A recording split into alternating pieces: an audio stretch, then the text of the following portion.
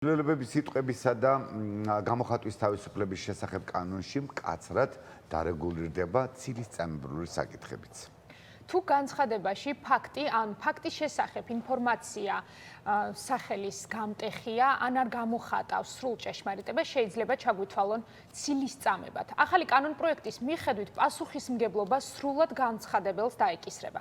ანუ თუ სასამართლოში ვერ დაამტკიცებს, რომ მისი ნათქვამი ჭეშმარიტებაა, ცილისწამებაში დასდემებ ბრალს და დამნაშავედ გამოაცხადებენ. მედია ექსპერტები და იურისტები მიიჩნევენ, რომ ახალი რეგულაციები შეარყევს მოქმედ მექანიზმებს, რომელიც ჟურნალისტებს ან სხვა პირებს კეთილსინდისიერი ინფორმაციის გავრცელებისას იცავდა.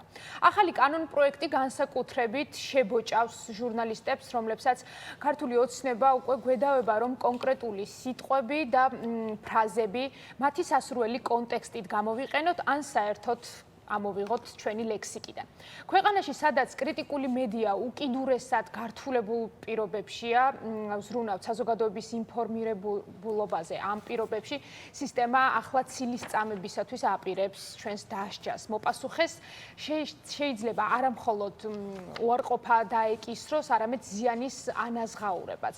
სწორედ ამ ახალი კანონპროექტის იდეაზე და მის რეალურად განხორციელების შესაძლებლობაზე გვინდა ვისაუბროთ დღეს ჩვენს ეთერში. სტუმრებთან ერთად, მათ შორის სტატო ქელბაქიანია უკვე ჩვენთან ერთად, იურისტი და ასევე საინიციატივო ჯგუფის დამკვირვებლების წარმომადგენელი. მადლობა პირველ რიგში, რომ შემოგვიერთდით. აღარ გვიკვირს ელვისწებულის სისწრაფით დაჩქარებული კანონპროექტები, სრულად ალოგიკური, შემდეგ მიღებული და ამის უკვე პრაქტიკაში განხორციელებაც ისე მალე ხდება ხოლმე, რომ ადამიანები მის კონცეფციის გააზრებასაც ვერ ასწრებენ. თქვენთვის როგორც იურისტისთვის პირველ რიგში და შემდეგ როგორც სამოქალაქო აქტივისტიც ალბათ შეაფასებთ მიმდინარე მოვლენებს დღეს რაც სასამართლოში ხდება. რას უნდა ნიშნავდეს ასეთი კანონპროექტის დაინიცირება და მისი სისრულეში მოყვანა მერე, როცა ვსაუბრობთ ცილისწამებაზე. ძალიან ბუნდოვანია ხო თითქოს ეს. რა თქმა უნდა, მოგესალმებით, მივესალმებით თქვენს მაყურებლებს. ეხლა მთლიანი პროცესი რაც ხდება, ეხლა ჩვენ ერთიან პროცესს უნდა შევხედოთ. ისედაც იყო ერთგვარი მოლოდინი, რომ ზუსტად ამ ზაფხულის პერიოდში შეეცდება ეს რეჟიმი, რომ მაქსიმალურად შეზღუდოს ყველა სივრცე და ფაქტობრივად ეს არის ავტორიტარული სისტემი და პირდაპირ დიქტატურაში გადასვლის პროცესი.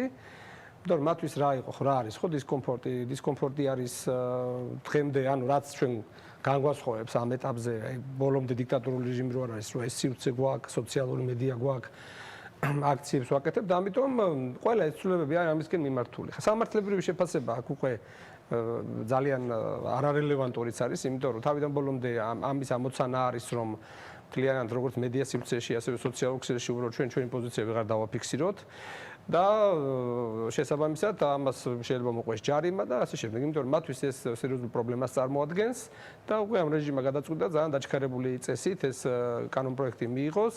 კიდევ სხვა რაღაც ინიციატივებიც არის, იგივე სასამართლო სისტემაში სასამართლო სხდომების გაშუქების შეზღუდვაც უნდა და რომელიც შეიზღუდა და უფლება აღარა. ფაქტობრივად და ამიტომ ეს კარგად უნდა გავაანალიზოთ რა შემაშფოთებელი პროცესებთან გვაქვს საქმე, იმიტომ რომ ანალოგები შორს აღარ გავიხედოთ, ავიხედოთ აი რუსეთში როგორ ხდებოდა, ბელარუსში როგორ ხდებოდა, ზუსტად აი ეს პროცესი მიდის ახლა და ერთადერთი ჩვენი გამოსავალი არის ამ პროცესთან ბრძოლა, ეს არის პროტესტის უწყვეტად გაგრძელება და რაღაცა კუთხით დაუმორჩილებლობა, იმიტომ რომ თუ მორჩილებაში გადადიხარ და ფაქტობრივად თუ პირი ამოგიკერეს, ხო, ზუსტად ეს უნდა თამათაც, ხო, რომ ხაჯერო დღიად პოზიცია ვერ დააფიქსირო, რომ მოღალატეს ვერ დაუძახო და რეჟიმი ვერ დაუძახო და კიდე 1000 რამ. და ამ კუთხით აქვთ განცდა, რომ ამ სუსხავი ეფექტითაც, რაღაც დაშინებითაც, მათ შორის საზოგადოება შეშინდება, მაგრამ თუ საზოგადოება საპირისპიროდ მოიქცევა, კარგად დაინახავს ამ საფრთხეს და უფრო მეტად ასე ვთქვათ, ესეთი ფორმით გამოხატავს, ანუ რასაც გიგრძელავენ საერთო ჯამში, რომელიც აბსოლუტურად ყველა საერთაშორისო სტანდარტის საწინააღმდეგოა, ზუსტად ამის საპირისპირო უნდა აკეთო. იმიტომ რომ სხვანაირად კი მესმის, ეხლა ისეთ რაღაცას ვამბობ, რომ ამან შეიძლება შექმნას რისკი, პასუხისმგებლობის, ასე შემდეგ, მაგრამ უკვე ისეთ ველზე ვარ გადასული, ურისკო ქცევები აღარ არსებობს. ადამიანების ეხლა პატარა ხელი მოიქნია თუ, ანუ აბსოლუტურად ეხლა ზრიად რატენი არაფრის გამო არ ყავთ დაკავებული.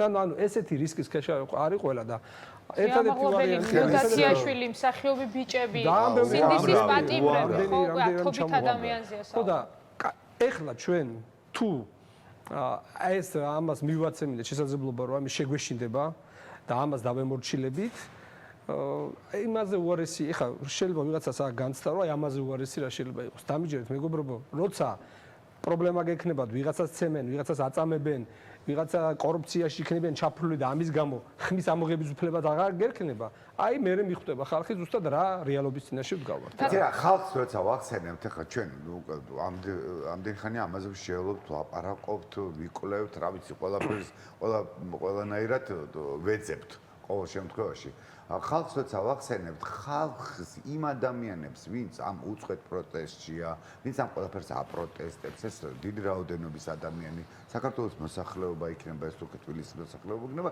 გასაგებია მაგრამ ის ადამიანები ვინც ამას არ აპროტესტებს ცხადია რომ ის არის მისი თანამოაზრე იმათთან ვერ მიდის სწორად ეს რაღაცნაირად ამათი მიღებული კანონების ცუდი მხარე ესე რომ ვთქვათ შერჩევითი და შერჩევითი არა ისინი ვერ ხვდებიან იმათ გონიათ რომ ეს კარგია იმიტომ რომ რახან მისმა დასმულმა ხელისუფლებამ ეს ყველაფერი გააკეთა არის მე ვფიქრობ ორი კატეგორიის ადამიანები ერთი არის კონფორმისტები ჩვეულებრივი რომელსაც ეს მოცემულობა აწყობს და რაც არ უნდა არგუმენტები მოუყვანო მათას ეხლა ნუ მაგრამ ეს არის მცირე ნაწილია ვისაც ყვებავს ეს რეჟიმი და იყდენს როგორც საყრდენს ხო დასაქმებული ყავს იქით-აქეთ არის მეორე თვითონ პროპაგანდით დაზიანებულები. რა თქმა უნდა, არის დაზიანებული და ამ ნაწილში, იმიტომ რომ ჩვენ სანამ გვაქვს რაღაცა სივრცე შესაძლებლობების, ეს სოციალური მედია მივიტანოთ მათ ყურამდე ეს ყველაფერი და გავაგებინოთ. პლატფორმა მაგალითად, ინსტაგრამი, სხვადასხვა პლატფორმები, რომ რაც შეიძლება გასაგებია ფორმით აუხსნათ, რომ იმიტომ რომ ესეთი რეჟიმი თუ დამყარდა, ეს ყველას მიწუდება. ეს უსამართლობა არ შემოიფარგლება მარტო იმ ხალხით, ვინც ამ პროტესტის მონაწილეა, იმიტომ რომ გარდაულად გადავა სხვებზეც. როდესაც ესეთი რეჟიმი ყარდება და როცა ხმის ამოღება აღარ შეგეძლება რა. ამიტომ კარგად ეხლა ვინც აი ამ პოზაში არის რომ აი მოდი წყნარად ვიქნები ან მოდი ხმა არ ამოვიღო ან უბრალოდ შეიძლება აწყობს იმათვისაც პრობლემა იქნება და იმას მე როცა გააცნობიერებენ როცა მე გვიანი იქნება იმიტომ რომ ვერავის ვეღარ მიმართავენ სასამართლო იქ არ იქნება საჯარო როგორ ჩანს მაგალითად აი ეს მომენტი როდესაც ცრუ მოწმეები მოდიან და პირდაპირ ცილს წამებენ, ხო ცილს წამება არ არის ეს როცა გეუბნებიან რომ შენ მე ქვა მესროლე. ამ დროს არ მისწვია საერთოდ არ ყოფილ ვარ იმ დღეს. ან ამ შემთხვევაში კანონმა როგორ უნდა იმუშაოს თუ კი მე ცილის წამებისთვის მე მასამართლებენ სიტყვაზე ვამბობ ან რაღაცნაირად მსჯიან მაშინ ამას ამ სურათს როგორ უნდა შევხედო არაფერი კანონი აღარ იქნება. ანუ კანონები საერთოდ არის ორი მცნება რა. ახლა არის კანონიერება და არის სამართლიანობა რა. და კანონი თუ უსამართლოა, რა შეიძლება მას არ დაიმორჩილოს ზუსტად. იმიტომ რომ ეხლა კანონი იყო, ისეთი ტიპის კანონები იყო მიღებული, ჰოლოკოსტი რომ მოაწეს ეს კანონი იყო. მაშინდელი კანონმდებლობით ეხლა კანონიერი იყო იმ ჭყალებში მაშინ, მაგრამ სამართლიანი არ იყო. ამიტომ ეს ყველა გადაწყვეტილებები არის იმისთვის, რომ ეს რეჟიმი დამყარდეს და ადამიანებმა სამართალი ვერსად ვეღარ ნახონ. იმიტომ რომ სასამართლო სისტემა კონტროლის ქვეშ ერთადერთი ჩვენ რაც გვაქვს ახლა მთელი ინსტიტუციები ხო დაჭერილი ყავთ ანუ ფაქტობრივად სრული კონტროლის ქვეშ ყავთ ერთადერთი გვაქვს აი ხმის ამოღება რო შეგვიძლია პროტესტი რო შეგვიძლია აი აქ რო ვარ სოციალურ ქსელში თუმცა ამაშიც უნდა ვაკონტროლოთ უკვე სიტყვები ხო ზუსტად ამათ უნდა იმის კონტროლი რომ ყველაფერს თავის სახელი არ დაარქვა რომ სრულ მოწმეროა და ეს ხალხი რო ყავთ ხო მოყრილი ეს საერთოდ უნამუსო ხალხი ხო თავიდან ბოლომდე ისეთ თან კომიკურიც არის ხომ ახლა ამ პროცესებზე ამ სრულ მოწმესაც კარგად ვერ მოამზადებთ და ამიტომაც უნდა თქვი ხმომები დახურონ რომ ხალხმა აი ესეთი ასეთი უტვინო სრულ მოწმეებიც ვეღარ მოიყვანონ და ისინი ვეღარ გამოიყენონ ეს ადამიანები. აუცილებლად უნდა შევეხოთ პოლიტპატიმრების საკითხს. ჩვენ ნახეთ რომ გასული კვირის განმავლობაში საქალაქო სასამართლოსთან იყო ამ პროტესტის ერთ-ერთი ყველაზე მნიშვნელოვანი ეპიზოდები გავიარეთ ხო სულ რამდენიმე დღის წინ. სისტემა ცდილობს რეჟიმი ყველა ეს ადამიანი გააჩნოს და უკვე ფიზიკურადაც შეუზღუდოს მას გადაადგილება და აღუკვეთოს თავისუფლება. რეალურად ნახეთ პოლიტიკოსები, სამოქალაქო აქტივისტები ხომ არ ფიქრობთ რომ შემდეგი სამიზნე შეიძლება იყოს მედია ის ისედაც არის სამიზნე და ვხედავთ რომ ეს კანონები ამისთვის არის ზუსტად შექმნილი და შემუშავებული თუმცა იგივე რუსეთის გამოცდილება ბელარუსის გამოცდილება ჩვენ ვიცით ხო, როგორ მუშაობს სისტემა თავისუფალი მედიის შეზღუდვისათვის. რა თქმა უნდა, მედია სამიზნე არის, ხა აქ არის რამოდენიმე მიმართულებით აქვთ გახსნილი ეს შეტევა. ერთ პოლიტიკური პოლიტიკოსების რეპრესირება, სამოქალაქო აქტივისტების რეპრესირება, სამოქალაქო ორგანიზაციებზეც ცალკე მიდის შეტევა და რა თქმა უნდა, მედიაზე ხა ჩვენ აქცია ქონდა კომუნიკაციების ეროვნულ კომისიასთან, რომელსაც უნდა დაცენზურება, მაგრამ ეს ერთი ეპიზოდია ამ მთლიანი კამპანიის და ეს გამოხატვის თავისუფლების ნაწილში ცვლილებებიც მაგაზია ორიენტირებული თვითონ რომ ფაქტობრივად ვეღარ ისაუბრო ღიად. ამიტომ რა თქმა უნდა, ყველა არის საფრთხის ქვეშ მედია განსაკუთრებით. ამიტომ კიდევ ერთხელ ვამბობ, სანამ ჩვენ გვაქვს შესაძლებლობა, გვაქვს ეს პლატფორმები, გვაქვს ეს შესაძლებლობები, ხმის ამოღება შეგვიძლია, სოციალურ მედიის პლატფორმებზე რაღაცები დაწერა შეგვიძლია, ვიდეოები ჩაწერა შეგვიძლია, ეს უნდა გამოვიყენოთ გაათმაგებულად.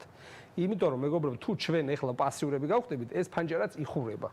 და მე ეს თუ დაიხურა, მე უკვე ძალიან რთული იქნება. ვეღარც ახლა აქციას ვეღარ მოაწყობ ნორმალურად, რომ მედიის მხარდასაჭერად. ახლა ჩვენ გქონდა, იმიტომ რომ მედია არის ყველაზე მთავარი, ხო? ახლა ეს ამ თვალსაზრისით, რომ ნებისმიერი ტიპის ინფორმაცია, გავრცელება ადამიანებიდან და პრობლემების, წამება ადამიანების, კორუფციაში ჩაფლული ვიღაცამ ხონა მიიტანოს საზოგადოებამდე და ზუსტად ეს უნდათ რომ გააგებინოს იმ ადამიანებს ხო? ეს უნდა რომ ამოქოლოს და უკანასკნელი სიახლე კანონპროექტი, რომელიც ცილის წამების კონტექსტს განიხილავს სრულად ალოგიკურად, თუმცა მაინც სწორედ მედიის წარმომადგენლებს შეეხებათ ალბათ ყველაზე მეტად და იმ ადამიანებს, ვისაც აქვს სურვილი, რომ ეს ინფორმაცია გაავრცელოს ხოლმე, არა მარტო ალბათ იმ ადამიანებსაც, ვინც სოციალურ ქსელში აქტიურია, თქვენ როგორ მე მგონია ყველას შეეხება, მედიაზეც არის ორიენტირებული სამოქალაქო აქტივისტები, საერთოდ ვინც აზრის ლიდერები შეიძლება დავარქვა და სოციალურ მედიაში აქტიურობს და რაღაცა მოსაზრებებს გამოთქვამს. ხო, ყველას უნდათ რომ პირი ამოუკერონ. რომ არავინ ამაზე არ იცოდეს, ეს არის ახლა მთავარი, რაც რა დისკომფორტსაც უქმნის, თორე ამის სამიზნე იქნება ყველა, მედიაც იქნება, სამოქალაქო აქტივისტები, სამოქალაქო ორგანიზაციები, ნებისმიერი ადამიანი, ვინც გადაწყვეტს, რომ ყველაფერს თავის სახელი დაარქვას. რომ არის რეჟიმი, არიან კორუმპირებული, კორუფციაში ჩაფლულები, არიან წამებლები, ახლა მაგალითად გდანის ნაძალადების პოლიციის განყოფილებაში კაცი მოკლეს წამებით. ალან ყაყიტაშვილი. და ეს რო საზოგადოებამდე ვერ მიიტანო ეს ინფორმაცია. და რაღაცა მაგაზე გქონდა. პირდაპირ არის ორი მოწმე ადასტურებს, რომ ადამიანს კივილი ესმოდა გვერდე ოთახიდან და მე დადუმდა და მე გაითიშა და ვეღარ გადაარჩინეს რა. ამ წამებით მოკლეს ადამიანი. კიდე მანამდე აქციებზე მოხდა ეს მოხდა 7 ივნის. 7 ივნის იყო და ამაზე სათანადო რეაგირება არ მოხდა რა. საზოგადოება იმდენად ბევრი მიმართულებით მოდის ეს ნაკადი ბრძოლის ხო რაღაცების ჩაკარგვა ხდება რა. ჩვენ ამაზე ბრიფინგიც ჰქონდა სამოქალაქო ორგანიზაციების 2 დღის წინ. ზუსტად რომ ამაზე უნდა მოხდეს სათანადო რეაგირება. არის რამოდენიმე მოწმე, ვინც ამას ადასტურებს. ვინც იქ იყო და იმათი ნამონათქვამი გამომდინარე არის ძალიან მაღალი ალბათობით რომ ზუსტად ესე მოხდა ადამიანს. და რაიმე საქმე აღზრდილია დაკავშირებით. არა, დაწყებულია სპეციალურ საგამოძიებოში როგორც იწყებს ხოლმე და მე არაფერი არ თავდება ხო, თორემ მანამდე ამდენი ადამიანი აწამეს, უბრალოდ მაშინ კიდე რა ვიღაცა რო არ მოკვდა, მე ვიზარ შემთხვევითობა იყო რა, როცა ადამიანებს თავში უტყავ რა. ხო და ალბათ შემთხვევითობა იყო და ეხლა უბრალოდ აი ამ წამება, იმიტომ რომ დაუჯერებლობის სინდრომი ხო ეს არის რა. ჩვენ თუ ეხლა ამაზე სათანადო რეაგირება არ მოხდეთ, ძალიან სხვა ადამიანებს რისკის ქვეშ რო პოლიციაში მოხვდებიან, უნდა ყველას ცემა და წამება იქნება ყო ნორმა. იმიტომ რომ ამის ადამიანი არ იჯება რა. ამიტომ ამაზე ჩვენ გქონდა მიმართული. აი ზუსტად ესეთ რაღაცებს რო არ ვილაპარაკოთ. ამაზე ხმალ ვერ უნდა მოიღო, ესე გამოდის, რომ კაცს წამებით რო კლავენ. ხმალ ვერ უნდა მოიღო კიდე მანამდე უკანონო პატიმრები რო ყავს, ადამიანების სახიძულები რო დაუმტვრიეს და კორუფციაში ვარენ ჩაფლული და ეხლა ხელფასებს რო იმატებენ კიდე მოსამართლეები, ცალკე. ამათ ცალკე და ვადებსაც უგზელებენ და ასე შემდეგ, რომ თვითონ ის ამ რეპრესიული სისტემის მთავარი ინსტრუმენტები ვინც არიან, ისინი კარგად ყვებონ. ეს ადამიანები რომ კაი მაყოფაზე ყავდეთ რომ მე კიდე გააგზელონ ამ უკანონო გადაწყვეტილებების გამოტანა. მაგრამ მე დარწმუნებული ვარ რომ აი ეს ზუსტად ესეა ხანახანა ილუზია უჩნდებათ ხოლმე არის დრონი მეფობენო რა. ყველას მიადგება ეს პასუხისმგებლობა და აი ზუსტად მოსამართლეებისგან უნდა დაიწყო, იმიტომ რომ თავარი ერთ-ერთი იარაღი არის ამ რეჟიმის ეს მოსამართლეები, რომლებსაც არანაირი კვალიფიკაციაც არ აქვს, ახალგაზრდები ყავს ძალიან ბევრი დანიშნული. და საერთოდ იმის თავსაც არ იწუხებენ რაიმე არგუმენტაცია. უბრალოდ აი ნოტარიუსებად არიან გადაქცეული. არის დავალება უნდა გამოიტანოს გადაწყვეტილება. არც დისკუსია, არც ბრძოლობა. ხა სამართლებრივად რო იმბრძოლო ხანახან არის ხომ, რომ აი მტკიცებულებების წარმოდგენა აი აბსოლუტურად უკვე მოშლილია ეგ. ანუ იქ სამართლებრივი ბრძოლაც აღარ არის. ანუ იქ პაიქრობაც აღარ არსებობს. სამართლოსთან პოლემიკაში შესვლა ხო რამდენად რეალურია, ჩვენ ამაზეც ხშირად ვსაუბრობთ.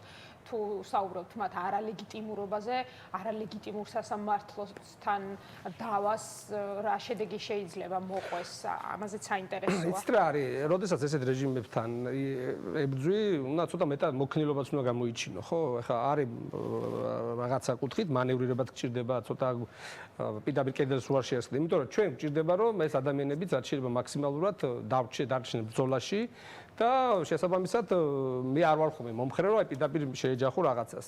რაღაცა მოქნილობაც უნდა გამოვიჩინოთ. თუ საჭიროა იქაც უნდა მოხდეს მხილება, მათი ყველა ინსტრუმენტი და პლატფორმა უნდა გამოიყენოთ. თუმცა ადამიანების არჩევანია. მაგრამ ჩვენი აქტივი ერთადერთი რაც ახლა ჩვენ გაგვაჩნია, ეს არის თავისუფალი სიტყვი, რა ქვია, სოციალური ქსელები, ეს არის მედია და ეს არის ეს პროტესტი, რომელიც გრძელდება. ეს აქტივები, დანარჩენი ყველაფერი მოშლილია, ინსტიტუციები აღარ არსებობს. ამიტომ რა აქტივიზმი გვაქვს, ეს უნდა გამოვიყენოთ მაქსიმალურად. და ამიტომაც არის ხა მაგალითად ეს აქციები მუდმივად უნდა გრძელდება. 27-ში არის 4 საათზე საზოგადოებრივი მაუწყებლობის ახალ შენობასთან აქცია დაგეგმილი მერე, ამ კვირასაც გეგმავთ მერე. ანუ ჩვენ არ ვაპირებთ გავჩერდეთ, იმიტომ რომ გაჩერება არის კატასტროფა. გაჩერება დანებებას და ამიტომ არც იმას ვაპირებთ რომ პირი ამოვიჭეროთ და სახელი არ დავარქვათ. გადასარევად გვესმის რომ რისკია ჩვენთვისაც, ყველასთვის, პასუხისმგებლობა რო დადგეს, ყველასთვის რისკია. აი ჩათვალეთ, ეს არის ჩვეულებრივი რუსეთის იმპერიის ჰიბრიდული ომი საქართველოსთან და ამ ომში ხარ უნდა იბრძოლო რა. და თუ გინდა ბრძოლა ხარ, თუ დანებებას აპირებს ვიღაცები, მაშინ უნდა იცოდეს რომ აი რა რეჟიმი ელოდება. ეს ელოდება ბელარუსის და რუსეთის მაგვარი რეჟიმი, რომელზეც მე ხალხს მოენატრება, რომ ესეთი სივრცე სადმე კონდეს. ერთი მაგალითი მინდა მოყვეს, რაღაც ბელარუსში ვიყავი და ვიღაც ადამიანი ქუჩაში უბრალოდ ღრიალებდაო და რატო ღრიალებდა? იმიტომ პროტესტს ვერ გამოთქვამდა, მაგრამ უნდოდა აი უბრალოდ უაზროდ ღრიალებდა ადამიანი რომ ხმა უნდა აი ვერაფერს ვერ არქმოდა და უბრალოდ ქუჩაში ესე ყვიროდაო და ანუ დაახლოებით ესე განცდა დამიჯდა რომ შენ შეიძლება პროტესტის გამოთქმა აი ამ ფორმით დაგჭეს რომ უბრალოდ სიყვირო და ხმა მოუშვა მეტი არაფერი. აი დაახლოებით აი საი რა სცენარიც ველოდება და ძალიან კარგად უნდა გაასრულოს ყველა. იმიტომ რომ ის რაც დღეს ხდება, ესეც ერთ დღეს წარმოუდგენლად გვეჩვენებოდა. ტატო, ძალიან დიდი მადლობა. საინიციატივო ჯგუფის დამკვირვებლებს წარმოადგენს, ასევე იურისტი სტუმრობდა და ყოველთვის საინტერესოა თქვენი მოსაზრების გაზიარება. მალხას ჭკადუა გადაცემაში ხაზზე თუ ესმის ჩვენი ხმა საერთაშორისო გამჭვირვალობა საქართველოს ბათუმის ოფისის კოორდინატორი და ასევე პედაგოგი, მასწავლებელი, მნიშვნელოვანია რომ ამ კუთხითაც ვისაუბროთ მიმდინარე მოვლენებზე. ჩვენ გუში ვნახეთ განცხადებლების სია ხელმომწერები, რომლებიც ასევე მასწავლებელ სამოქალაქო აქტივის ნინო დათაშვილს უწევენ სოლიდარობას. მახალს თქვენი შეფასება პირველ რიგში ამ ფაქტთან დაკავშირებით როგორც კოლეგა საინტერესოა და შემდეგ იმ ახალ კანონ პროექტზეც რა თქმა უნდა ვისაუბრებთ, რომლის გამოც ყველანი შესაძლოა ცილის წამების დანაშაულით აღმოჩნდეთ სკამზე. კი ბატონო. გამარჯობა, მადლობა ამ შესაძლებლობისთვის და ცხადია ნინოსადმი და ყველა სინდისის პატრონისადმი სოლიდარობით დავიწყებ. ნინოს შემთხვევა არის მორიგი, მაგრამ ცხადია თავისი შინაარსით კიდევ უფრო მძაფრი შემთხვევა, იმიტომ რომ პრაქტიკულად ამ შემთხვევაში ადამიანს მოქალაქეს, რომელიც თავის დაცვის რეჟიმში გადაიყვანეს თბილისის საქალაქო სასამართლოში, ედავებიან საჯარო მოხელეზე ვთქვათ სილის გაწმას, ხო, ხელის ფიზიკურ, ასე ვთქვათ, შეურაცხყოფას. მაშინ, როდესაც ნორმალურ სახელმწიფოში ნინო იქნებოდა მომჩივანი და ნინო მოითხოვდა მისი უფლებების დაცვას, მისი ასე ვთქვათ მის მიმართ განხორციელებული მოძალადეების კანონის მიერ დასჯას, ამ შემთხვევაში სახელმწიფო მას ედავება. ეს არის პრაქტიკულად იმის მიმანიშნებელი, რომ ქვეყანა ავტორიტარიზმიდან დიქტატურაში გადადის, იმიტომ რომ პრაქტიკულად ამას გაგახსენებთ, რაც მოხდა, პრაქტიკულად სასამართლოები იხურება მედიისთვის და ცხადია მოქალაქეების გადაადგილებას შესვლაც სასამართლოს დარბაზებში დიდი ალბათობით კიდევ უფრო მეტად გამკაცრდება. ამავდროულად ეს არის სიგნალი, კიდევ უფრო ძლიერი სიგნალი რეჟიმის მხრიდან საზოგადოების მისამართით, რომ არ აქვს მნიშვნელობა ჟურნალისტი ხარ, მუსიკოსი ხარ, თუ უკვე მასწავლებელი ხარ, ნებისმიერი თქვენგანი აღმოჩნდება დილეგში, თუ ჩემს წესებს, რომელიც არის აბსოლუტურად უსამართლო, არაჰუმანური, დესპოტური და დრაკონული არ დაემორჩილებთ. ამიტომ ის მიმართვა, რომელიც გავრცელდა ნინოს კოლეგების მხრიდან, მიხარია, რომ მას 1000-ზე მეტი ადამიანი აწერს ხელს, მაგრამ გაცილებით მეტად ვიქნებოდი, ასე ვთქვათ, ბედნიერი, რომ ეს რიცხვი ყოფილიყო 10-ჯერ, 20-ჯერ მეტი. სამწუხაროდ, უნდა ვაღიაროთ, რომ ჩვენს პროფესიაში, ვამბობ პედაგოგობას, ადამიანების მნიშვნელოვანი ნაწილი შეიძლება ბოლომდე არ ქონდეს გაცნობიერებული, რა საფრთხეების წინაშე დგას ზოგადად, როგორც განათლების სისტემა, ასევე მთელი ქვეყანა, იმიტომ რომ თუ არ ვილაპარაკებთ და იმ უსამართლობაზე და თუ არ ვიქნებით სოლიდარულები ამ ადამიანების მისამართით, ვინც დღეს ციხეში არის აბსოლუტურად უკანონოდ. ესენი არიან სხვადასხვა პროფესიის წარმომადგენლები და მათ შორის, რა თქმა უნდა, პოლიტიკოსები. როგორ უნდა ვასწავლოთ ჩვენ ან სამოქალაქო განათლება, ან როგორ უნდა ვასწავლოთ თერგდალეულები, ან როგორ უნდა ვასწავლოთ 30-იანი წლების დიდი ტერორის შესახებ, პრაქტიკულად ქვეყანა ეგზისტენციური, ასე ვთქვათ, არსებობის კითხვის ნიშნის ქვეშ დგას. მალხა, საინტერესოა შევაფასოთ რეგიონალურ კონტექსტშიც მიმდინარე მოვლენები, თქვენ ბათუმიდან გვიერთდებით და ჩვენთვის ყოველთვის საინტერესოა რა მოცემულობაა ახლა ბათუმში ადამიანები, რომლებიც ვიცით, რომ დღემდე უწყვეტად აპროტესტებენ, ისევე როგორც თბილისში, დგანან ქუჩაში. ხო, იგივე მზია ამაღლობელის მდგომარეობაც საინტერესოა თქვენგან რომ მოვისმინოთ, თუ გაქვთ რაიმე უახლესი დეტალიანი ინფორმაცია. ყველაზე მძიმე რაც ბოლო 3 დღეში ჩვენ გავიგეთ ეს პროცესზე გააჟღერა მზიას დაცვის მხარემ და პრაქტიკულად რამაც მეც კი რომელსაც თავი მიმაჩნია რედაქციის ძალიან ახლობელ ადამიანად და მზიას მეგობრად მეც კი არ ვიცოდი რომ მზიას მხედველობა ასე დაქვეითებულა პრაქტიკულად მარცხენა თვალში ადამიანს აქვს 0 გარჩევადობა და მეორე თვალში 30%-ს ხედავს ყოველ ამ ადამიანის მიერ გადატანილმა ძალიან მძიმე შიმშილობამ, ძალიან მძიმე უსამართლო წნეხმა და პრაქტიკულად იმ ყველაფერმა, რაც მას თავზე დაატყდა, ცხადია პროპორციულად ნახა ასახვა მის ჯანმრთელობაზე. ხო და არავითარი, ვთქვათ, თქვენ წინაპირობა და გარანტია არ გვაქვს იმისა, რომ ზიას მხედველობის ან ზოგადად მისი ჯანმრთელობის მდგომარეობა გაუმჯობესდება.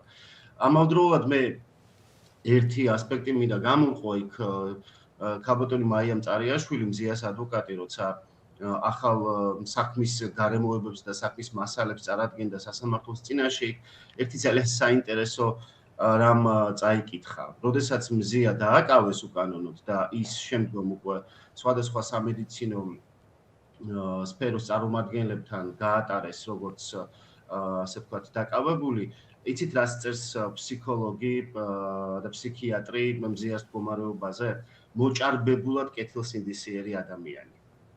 ანუ სისტემის წარმომადგენელიც კი მზიას გამოკითხვის შემდგომ წერს ამას. და ჩვენ საუბარი გვაქვს ადამიანზე, რომელსაც ედავებიან რომ პოლიციელებს ეძახდა უშვერი სიტყვებით და მე შემიძლია მთელ საქართველოს ვუთხრა ძალიან ხმამაღლა რომ მზია ამაღლობელი არის ადამიანი, რომელსაც არც ერთხელ არ გამოუყენებია უშვერი სიტყვა. არათუ საჯაროდ არამედ ჩაკეტილ ოთახშიც კი. და სისტემამ ძალიან კარგად იცის ეს.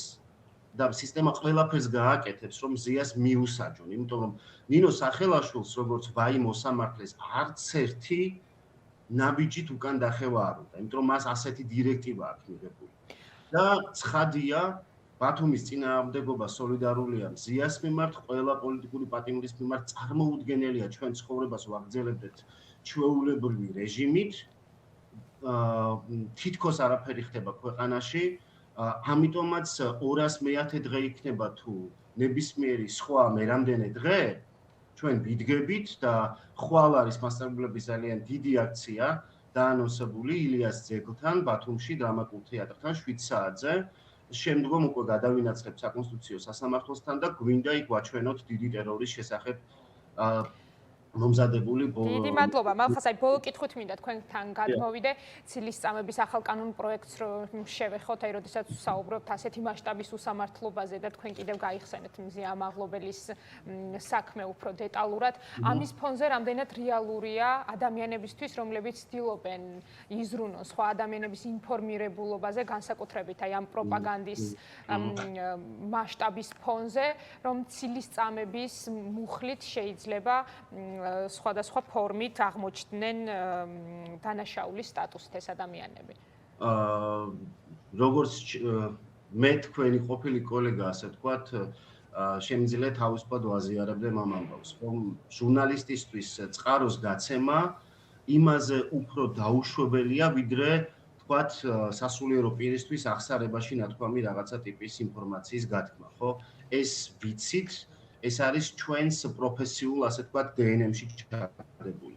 დღეს ქართული ოცნება პრაქტიკულად ამ გაგებას ატრიალებს, ისევე როგორც ნებისმიერი ორგანიზაციისთვის, რომელიც წერს, ასე ვთქვათ, მამხილებლის ინფორმაციაზე დაყრდნობით, რომელიც წერს იმაზე დაყრდნობით, თუ რა ინფორმაცია შეიძლება აწვდეს ნებისმიერი სისტემაში შიგნით ყოფი ადამიანი და ჩვენც, რა თქმა უნდა, როცა ვართ მკვლევრები, როცა ვართ ჟურნალისტები, როცა ვამხელთ კორუფციაში, ნეპოტიზმში, სისტემაში მყოფ ადამიანებს, რა თქმა უნდა, ინფორმაციას, რომელიც მოდის სხვადასხვა წყაროდან ვიყენებთ და პრაქტიკულად გაგებას სიტყვის თავისუფლების, გამოხატვის თავისუფლების აბსოლუტურად თავდაყირა აყენებს ქართული ოცნება და ეს მიზანი არის საიმისოდ, რომ ადამიანები შეშინდნენ აღარ გააგრძელონ საკუთარი პროფესიული მოვალეობა, მოქალაქეების ინფორმირება, იყოს მხოლოდ იმედი ჩართული, იყოს მხოლოდ პოსტები ჩართული, სადაც პრაქტიკულად მიაღვარებით მოედინება პროპაგანდა, რომელიც სამწუხაროდ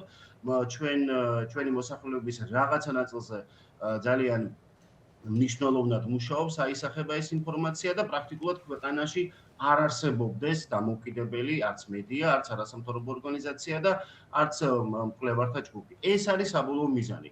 რამდენად შეძლებს ამას სისტემა, ეს აბსოლუტურად ჩვენზეა დამოკიდებული, ადამიანებზე, რომლებიც ვართ წინააღმდეგობაში და რა თქმა უნდა მთელ საზოგადოებაზე. თუ ჩვენ გვინდა შემდგომ რაღაც პერიოდის გავლის შემდგომ დაგვერქვას ისეთივე ასე ვთქვათ, სახელი როგორც ნინო ლომაძე მოიფიქრა გადასარევმა პუბლიცისტმა და ჟურნალისტმა ინდიგოს თვის მომზადებულ ესეში, რომ ნაძრახი კაცები და ქალები ვიყოთ ჩვენი ცხოვრების ბოლოს. კი ბატონო, მაშინ უნდა შეუშინდეთ ამას და აღარ გავაგრძელოთ საქმიანობა და საერთოდ თავი დაუხაროთ სისტემას. ძალიან დიდი მადლობა მალხას, რომ გვიერთდებოდით გადაცემაში და საინტერესოა ყოველთვის თქვენი მოსაზრებები. კიდევ ერთხელ რომ შევახსენოთ მაყურებელს ბათუმში დაგეგმილი აქციის შესახებ, ჩვენ გვესმის და აბსოლუტურად ვიაზრებთ, რამდენად მნიშვნელოვანია პროტესტის დეცენტრალიზაცია და ის, რომ ბათუმში არიან ადამიანები და არა მარტო საქართველოს ყველა დიდ ქალაქში, რომლებიც ამ უწყვეტი პროტესტის ავანგარდში კვლავ აგრძელებენ ყოფნას. რომელ საათზეა აქცია ჩანიშნული და კონკრეტულად რომელ ლოკაციაზე? 7 საათზე ილიას ძეგლთან. ეს არის ბათუმის დრამატული თეატრის ტერიტორია. ველოდებით არა მხოლოდ მასწავლებლებს, არამედ ლექტორ, ასისტენტ, სრულ პროფესორებს, იმიტომ რომ მასწავლებლობა არ არის მხოლოდ სკოლაში, ხო, თუ ადამიანი არის პედაგოგი, ეწევა პედაგოგიურ საქმიანობას, მას თავისუფლად შეუძლია გამოხატოს სოლიდარობა დაკავებული ნინო დათაშვილის მიმართ, იმიტომ რომ დარწმუნებულები ვიყოთ, რომ აუცილებლად გაჩნდება სხვა ნინო დათაშვილი, სხვა გვარსახელი, სხვა მასწავლებელი, სხვა მუსიკოსი, სხვა სტუდენტი, სხვა ჟურნალისტი, რომელიც ასევე აღმოჩნდება სინდისის პატიმარი და პრაქტიკულად ქვეყანა, რომელსაც უკვე პროცენტული თანაფარდობით ყავს რუსეთზე მეტი პოლიტიკური პატიმარი, მე მგონი ეს ციფრი უნდა იყოს მანიშნებელი იმისა, რომ ამ ქვეყანაში მართლა ძალიან დალყვა ბევრი რამ და ნურავის ნუ ეგონება, რომ პოლიტიკა, რომ ეს მე არ მეხება, ეს პოლიტიკა მას უზრუნველს ცხოვრებას მოდის. დიდი მადლობა. ამის გარანტიას ქართული ოცნება ნამდვილად აძლევს მთელ მოსახლეობას, რომ არავის არ ექნება მშვიდი ძილის საშუალება. კი ბატონო, დიდი მადლობა ჩართვისთვის და ჩვენ ახლა სტუდიაში დავბრუნდებით ჟურნალისტი ნათია გოგსაძე გვყავს სტუმრად და ხო საუბრობთ იმაზე თუ როგორ ნელ-ნელა ეს პატარა არეალი ვიწროვდება და უკვე გადავედით ახლა სიტყვებზე და რაღაც გარკვეულ შეფასებებზე, რომლებიც შეიძლება დასჯადი გახდეს. ანუ ხო, იმ კანონებზე თუ რომელიც არსებობს და შემოაქვთ ყოველ დღე ახალი ცხვება, როგორც რა ვიცი რა თქვა. კი, ზუსტად ასეა. რამდენიმე დღე საქართველოში არ ვიყავი და ყოველი დღე უფრო მძიმე ხდება და გასული არ ახარ მოტრიალდები და უკვე ისე იმდენად მძიმე დილა თენდება ყოველ დღე, ყოველი ახალი დილა, რომ გეშინია რა დაგხვდება და რაც თავი ეს ტემპი საშინლად აჩქარდა და თითქოს ეს აი ბოროტების მანქანა რაღაცნაირად სიჩქარე აკრიფა და უფრო სწრაფად მიდის ყოველდღიურად. რასაც ხშირად ვამბობდით ხოლმე, რომ საქართველოსგან ბელორუსი არ გამოვა, საქართველოსგან რუსეთი არ გამოვა, ეს ფრაზები უკვე დავიწყებულია, იმიტომ რომ მართლა ყვარყვარეს ციხეს დაემსგავსა საქართველოში უკვე სასჯელახსრულების დაწესებულებები, იმიტომ რომ რეჟიმი რაც სრულად მოსალოდნელი იყო, უფრო მეტად ავლენს თავის ასტიკს სახეს, უფრო მეტად უჭერს, აი ეს ზამბარა უფრო იჭიმება, მაგრამ ეს თოკი აუცილებლად გაწყდება და მე ძალიან მძიმედ და მტკივნეულად მოხვდებათ იმ ადამიანებს, ვინც ამაში მონაწილეობას იღებენ, მაგრამ ჩვენ ვხედავთ, რომ თანდათან უფრო რეპრესიულ სახეს იღებს ეს ყველაფერი და ის რომ მედიას ამ ვითარებაში განსაკუთრებული როლი აქვს და მედიას შეუძლია საზოგადოება მუდამ ამყოფოს ინფორმირებულ მდგომარეობაში გამოაფხიზლოს და უთხრას რა ხდება მის ირგვლივ. სწორედ ამიტომ ხდება სიტყვის თავისუფლება ესეთი ორგანიზებული, ორკესტრირებული და ძალიან აი ესეთი აჩქარებული შეტევის სამის. აი შემდეგი რა უნდა იყოს? თითქოს ეს კითხვა გვიჩნდება ხოლმე ყოველი შემდგომი უტოპიური კანონპროექტის შემდეგ, თუმცა აი მას შემდეგ რაც სოციალურ ქსელში გამოქვეყნებული სტატუსების გამო დაიბარეს იგივე ჩვენი კოლეგები გამოკითხვაზე, თითქოს ამაზე ალოგიკური არაფერი აღარ შეიძლებოდა მომხდარიყო, მაგრამ აი ეს ცილის წამების კანონპროექტი თუ გაეცანით და ალბათ უკვე გექნებათ ინფორმაცია, რამდენად ბუნდოვანია პირველ რიგში და ეს რამხელა ბერკეტი იქნება ალბათ მათთვის манипуляციისთვის, მაგრამ რეალურად აი ამ სფეროს და არა მარტო მედიას, ხო, ჩვენ წინასწარმეტყველად საუბრობდა, რომ ეს იქნება სადამსჯელო იარაღი ყველა იმ ადამიანისთვის, ვისთვისაც მნიშვნელოვანია რა თქმა უნდა სამართლიანი სიტყვის თქმა დღეს. ეს სრულად ლოგიკური იყო, იმიტომ რომ როდესაც დაიწყო მედიის წინააღმდეგ, ჯერ პოლიტიკური ოპონენტები ამოირჩა 2012 წლიდან, ხო, სამიზნეთ ხელისუფლება. მე სულ ხშირად ვამბობდა დღესაც ვიმეორებ, რომ რუსთავი ორის საქმე, როდესაც აი ასე დასრულდა და ჩვენ დავკარგეთ კიდევ ერთი ძალიან მძლავრი კერა კრიტიკული მედიის და თავისუფლებისთვის ბრძოლის, უკვე ხელისუფლება გადავიდა მედიების მოგუძვაზე და მთავარი არხის მაგალითიც ეს არის. ახლა თუ კი სადმე დარჩება თავისუფალი სივრცე და რაც თავია სოციალური ქსელი, რომელიც აქამდე გაუკონტროლებელი იყო, იქ სადაც თავისუფლად სუნთქოთ, აი იმ სფეროების, იმ სივრცეების შეზღუდვა უნდა ახლა ხელისუფლებას და გადაწყვეტილება, რომელიც სასამართლოს ეხება, თავიდან ბოლომდე აჩვენებს იმას, რა მდგომარეობაშია ეს ხელისუფლება. თუ კი ჟურნალისტები ვერ გადავიღებდით, რა ხდება პროცესებზე, ხო ვერ ვაჩვენებდით, როგორი არიან ცრუმოწმეები, როგორ ძალიან მარტივად და უტიფრად იმეტებენ ადამიანებს, რომ ციხეში გაუშვან.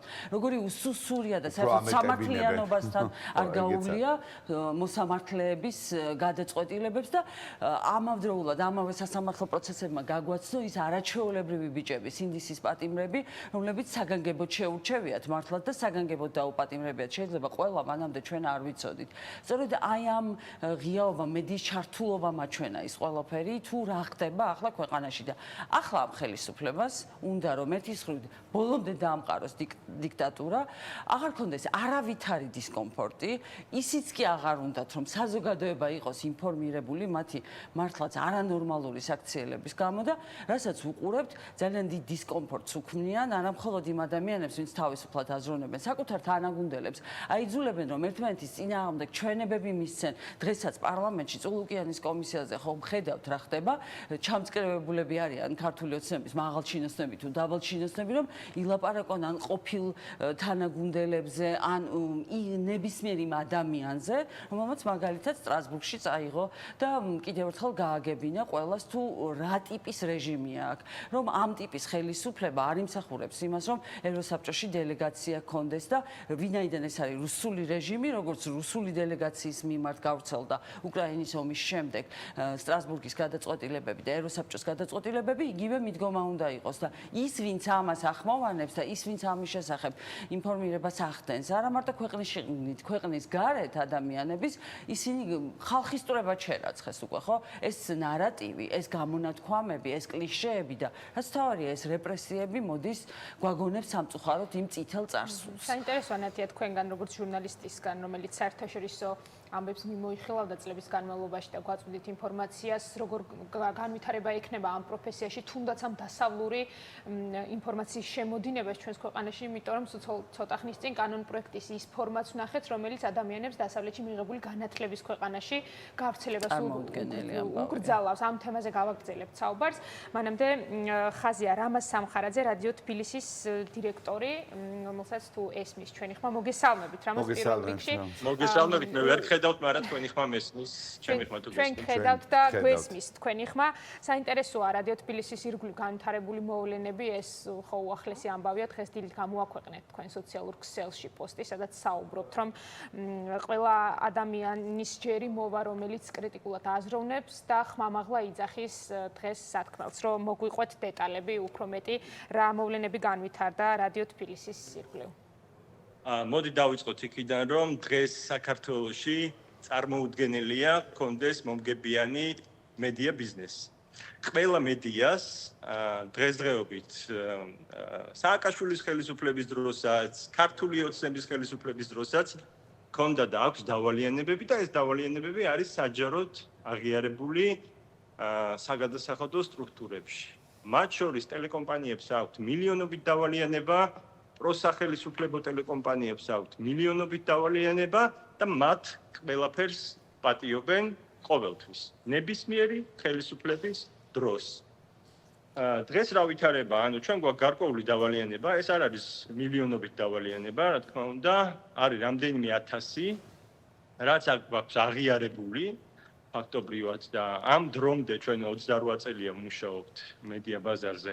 არასოდეს არ მიგვიღია ინკასო და არ მოსულა არანაირი შეტყობინება და დღეს დილით, როცა უკვე მეილს ვამოწმებდი, საქართველოს ბანკისგან მივიღე ცნობა იმის შესახებ, რომ ჩვენს ანგარიშებს დაედო ყადაღა.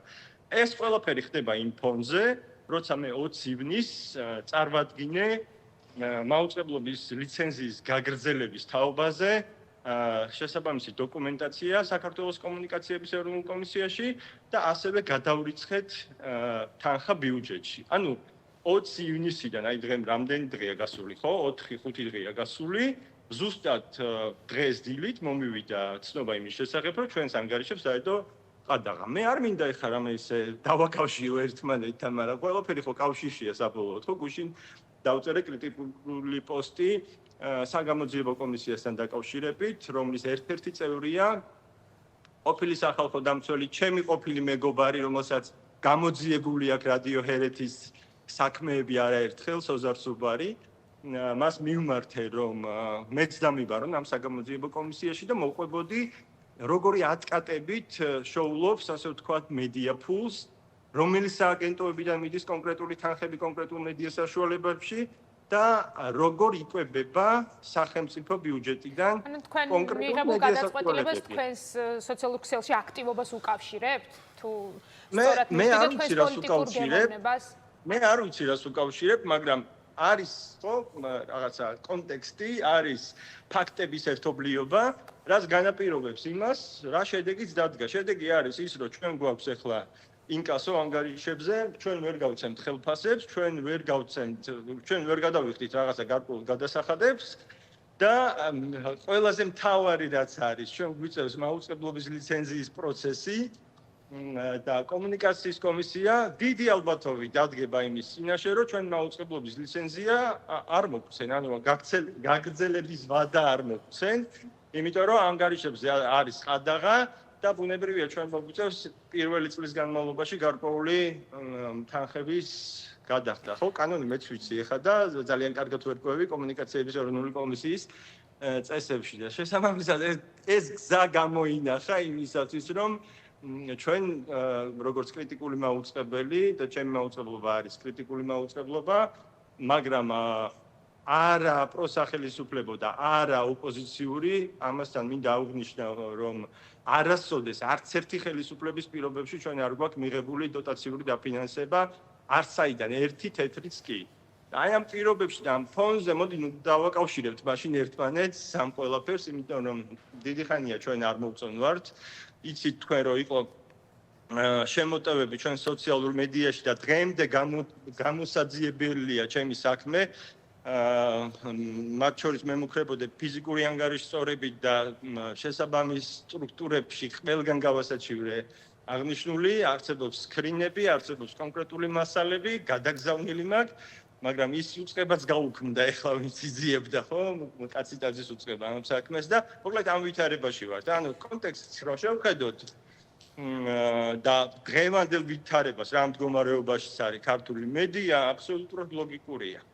საინტერესოა შევეხოთ ასევე ცილისწამების კანონ პროექტის საკითხს, როგორც მედიის წარმომადგენლისთვის, რომელიც კრიტიკულ მედიაშია დასაქმებული და ჩვენ ვხედავთ, როგორი საფრთხე ექნება დღითი დღე, უფრო დიდი საფრთხე იმისა, რომ გაქრნენ ასეთი მედიები საერთოდ მედია ბაზრიდან დღეს. ხო, აი ცილისწამების კანონ პროექტს გაიცნობოდით ალბათ და რა შეგიძლიათ თქვათ ამასთან დაკავშირებით? ჟურნალისტების საქმიანობას რამდენად შეზღუდავს, ან რამდენად რეალურია ამ პირობებში გააგრძელონ თავისუფალი მედიის წარმომადგენლებმა მუშაობა? ცოტა შორიდან დავიწყებ 2012 წელს ქართული ოცნების ხელისუფლება მოვიდა ძალიან ჩემი აზრით მაგარი ღირებულებებით, რომ ყოფილიყო საქართველოში მედია პლურალიზმი, ყოფილიყო სიტყვის თავისუფლება დაცული, ჟურნალისტები ყოფილიყვნენ დაცული და მივიღეთ კიდევაც ხო მასქერის და მასოფერის პრინციპები, სადაც ყველა კანონი, სადაც ყველა მედია საშუალება შეეძლო ემუშავა როგორც თავის სარედაქციო პოლიტიკა ჩათვლით და ასე ვთქვათ საჭიროდ. ეს ღირებულებები დღეს ფაქტობრივად საერთოდ წაშლილია და მივდივართ ძალიან წუთ ჩიხში, საიდანაც ჩემი აზრით საერთოდ გამოსავალი არ არსებობს. რა თქმა უნდა, იგივე ეს ბოლო დროინდელი მიღებული კანონები ზღუდავს მედიის თავისუფლებას და აბსოლუტურად ყველა მომუშავე ადამიანის, ვინც მედია საშუალებებშია და მე არც მაქვს იმედი, რომ საერთოდ ამ ვითარებაში რამე შეიცვლება. დიდი მადლობა. ერთს დავამატებ, რომ ადრე თუ მაგალითად სააკაშვილის ხელისუფლების დროს ხვიროდი და იქ სახელმწიფო დეპარტამენტის ანგარიშებში ხვდებოდი და ეს აზანზარებდა მთელ ხელისუფლებას, ეხლა ამის ამის არავის არ ეშინია, არც ევროპის, არც ამერიკის და ფაქტობრივად ჩვენ ვართ მედიის წარმომადგენლები დაუცველნი ყველა. დიდი მადლობა. რამაზ სამხარაძე რადიო თბილისის დირექტორი გვერდებოდა პირდაპირ ეთერში დაგემშვიდობებით და დავბრუნდებით ნათიასთან. საინტერესოა ისევ საერთაშორისო ამბების საქართველოში ტრანსფორმაციის საკითხს დავუბრუნდეთ. როგორ წარმოგიდგენიათ რეალურად ჩვენს ქვეყანაში ჭეშმარიტი ინფორმაციის გავრცელების საკითხი? კი, ეს ბოლო თემა, მეც მინდა ამასაც შევეხო ცილისწამების კანონი, იმიტომ რომ 2004 წლის შემდეგ ამ სიტყვის თავისუფლებისა და გამოხატვის თავისუფლების შესახებ კანონში შევიდა ცვლილებები, სადაც უკვე ჟურნალისტს ჰქონდა საშუალება, რომ მოეძია ინფორმაცია და რაც სწორედ კიცების ტვირთი მეორე მხარეს გადადიოდა და რაც ყველაზე მნიშვნელოვანია და ყველაზე მეტ თავისუფლებას ანიჭებდა მედიის წარმომადგენელს, ჩვენ წყაროს გამხელის ვალდებულება არ ჰქონდა. აი ეს ახალი კანონი უკვე ამასაც გვიკრძალავს, რაც რა თქმა უნდა ინფორმაციის მოძიების და მე რაც თავი ეთერში გადაცემის ან გავრცელების საშუალებას მაქსიმალურად ზღუდავს. ანუ ნებისმიერი გამოძიება, რომელსაც პირველი ჟურნალისტები მათ შორის არაჩვეულებრივად აკეთებენ, აი მაგალითად მიქაუტაძის ცოლის საქმე, ან თვითონ ეს მიქაუტაძე მინისტრის მოადგილე, მის შესახებ რომ არ გასულიყო ინფორმაცია, მოგვიანებით თვითონ ქართულმა ოცნებამ აღძრა მის წინააღმდეგ საქმე. ესე იგი უნდა დავლოდებოდით ხო, როდის ინებებს ოცნება და მისი ლიდერშიპი და მის პოლიტიკურ დღესასწაულში, როდესაც დადგება ამა თუ იმ ბარტყის გადმოგდების, ხო? ბუდიდან აგდებენ იმათ, ვინც როდესაც მათ მოუნდებათ, ხო? და ჩვენ საზოგადოების ინფორმირება უნდა შევწყვიტოთ. დიახ, ეს არის ის დისკომფორტი, რომელიც არ უნდა რეჟიმს, რომელიც დიქტატურას ამყარებს ამ ქვეყანაში და ყველაზე მნიშვნელოვანი ის არის, აი ზვიადრატიანი ამბობდა, დღეს თუ არ ვიბრძოლებთ, ხვალ ესეც მოგვენატრება, რაც გვაქვს დღეს და ამიტომ გადამწყვეტი მომენტია და ნუ რავი ნუ შეეგუება ემსახურება იმას, რომ პოლიტპატიმრები ნორმალური ამბავია, რომ შეიძლება მასწავლებელი დააკავონ, რომ შეიძლება ჟურნალისტებს უჩივლონ იმისთვის, რატომ აკეთებ შენ საქმეს. აი ამისთვის გვიჩივია და არ გვაძლევენ საშუალებას იმისას, რომ ინფორმაცია, მთავარი რაც არის, ხო, ჩვენი საზოგადოების ინფორმირება მოვახდინოთ, იმიტომ რომ თუ კი მედიას გააჩუმებენ, თუ კი კრიტიკულად მოაზროვნე ადამიანებს გააჩუმებენ, ნებისმიერს მიადგებიან ამის შემდეგ და საზოგადოების ნებისმიერ წარმომადგენელს მათი მომხრე რომ გონიათ თავი უსამართლობის აკლემი მათი სახლების წინაშეც დაიჩოქებს და ერთს ვიტყოდი. აი ამ დღეებში გითხარით რომ არ ვიყავი თბილისში, მაგრამ ჩემთან ზარები არ წყდებოდა, მათ შორის ევროპარლამენტარები მეკითხებოდნენ რომ აი კანონი რომ მიიღეს, რომლის მიხედვითაც თქვენ გიკრძალავენ პოლიტპატიმრის თქმას, რეჟიმი, ოლიგარქია, აი ამ სიტყვების თქმას, ეს რაცვლილებებია და რაც შეიძლება მეტი ინფორმაციის მოძიება უნდათ და მე ვეუბნებოდი რომ დღეს კი თქვენ ამის შესახებ მეკითხებით, მაგრამ ხვალ შეიძლება უფრო უარესის შესახებ მომიხდეს თქვენთვის ახსნა განმარტებების მოცემა ან მითითება ახალი კანონპროექტების და ზუსტად ასე ხდება. ყოველდღიურად თანდათან უფრო მძიმდება ეს ყველაფერი და მართლაც ერთ დღეს ჩვენ გავიღვიძებთ ქვეყანაში რომ სადაც არის აბსოლუტური სიგნალი და აბსოლუტური ტოტალიტარიზმი ამ კანონების ფონზე თუ გახსოვთ და გახსოვთ აუცილებლად, როდესაც რუსული კანონი მიიღეს და ადამიანებში გამოიწვია ნებათაღელვა ამ ყველაფერმა და აღშფოთება და მოკლედ ბევრმა მოიყარა თავი გზნობამ ჩვენ ვამბობდით ხოლმე რაღაცა წინასწარ თითქოს ვიცოდით რა რას მოყვებოდა რა რის შემდეგ კანონი დაიწერებოდა გამოვიდოდა და ვამბობდით ამ ერთ სიტყვას ჯერ სადავართ ჯერ სადახართ აი ჯერ სადახართ სიტყვა გაქრა აი ზუსტად. იმიტომ რომ აი მარტო პოლიტიკოსებზე ხო მზია ამაღლობელს რა თქმა უნდა თავისუფლება რეჟიმის ყველა პოლიტპატიმარს და სინდისის პატიმარს და მინდა ისიც თქვა რომ პოლიტიკოსებმა ამ დღეებში კიდევ ერთხელ აჩვენეს ბრძოლის, სითამამის და რეჟიმს რომ თავს არ უხრი და ქეთს არ უხრი ამის არაჩვეულებრივი მაგალითი, მაგრამ ეს საკმარისი არ არის. ნიკა მელია, ნიკა გვარამია, ირაკლი ოქრუაშვილი, ზურა ჯაფარიძე, გიორგი ვაშაძე, ბადრი ჯაფარიძე, მამუკა ხაზარაძე და მიხეილ სააკაშვილის პატიმრობით დაიწყო ყველაფერი და აი როგორც მას ექცეოდნენ და პოლიტიკური დევნა როგორც ხორციელდებოდა მის წინააღმდეგ ნებისმიერი ადამიანის მიმართ მოbrunდება ამას ჩვენ ვამბობდით და ზუსტად ასე ხდება. ამიტომ ახლა არის ზუსტად განგაში ზარების რეკვის დრო და ის მუხტი რომელიც ჩვენ გქონდა თუნდაც ახალ წელს აი გუში ვიხსენებდი რომ და ის განწყობა რომელიც იყო საზოგადოებაში რომ უნდა ვიბრძოლოთ და ჩვენ ქვეყანას ჩვენ თვითონ თუ არ გამოვგლეჭთ ამ ადამიანებს ხელიდან არაფერი არ გამოვა, უნდა დავაბრუნოთ და უნდა გავაგრძელოთ. ძალიან დიდი მადლობა ანათია გოგსაძე ჟურნალისტიკას სტუმრობდა.